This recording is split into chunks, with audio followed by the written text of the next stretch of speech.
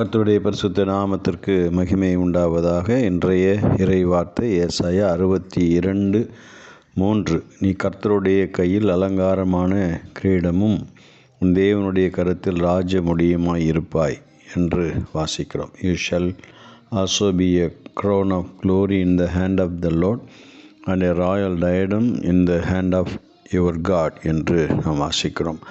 ஆண்டவருடைய கரத்தில் இருக்கிறதே ஒரு மேன்மை. அதுவும் கர்த்தருடைய கருத்திலே, ஆண்டவருடைய கையிலே அலங்கரிக்கப்பட்ட ஒரு கிரீடமாக, மகிமையின் கிரீடமாக, ரத்தினங்களால் விலையேறப்பெற்ற பொன் பவள முத்துக்களால் அலங்காரமான ஒரு கிரீடமாக அவருடைய கரத்திலே இருப்பது மேன்மையான ஒன்று. இஸ்ரவேல் மக்களுக்கு தேவன் பாராட்டின, கர்த்தருடைய பிள்ளைகளுக்கு தேவன் பாராட்டின மேன்மையான ஒரு ஆசீர்வாதம் என்று நாம் இந்த வார்த்தையை வாசிக்க முடிகிறது.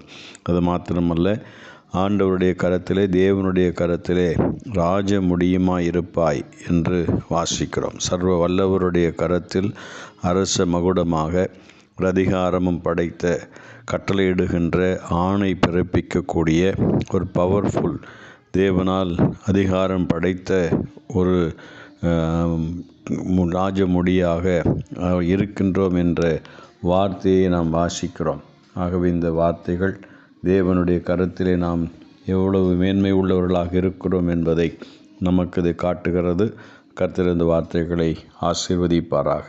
ஆமென்.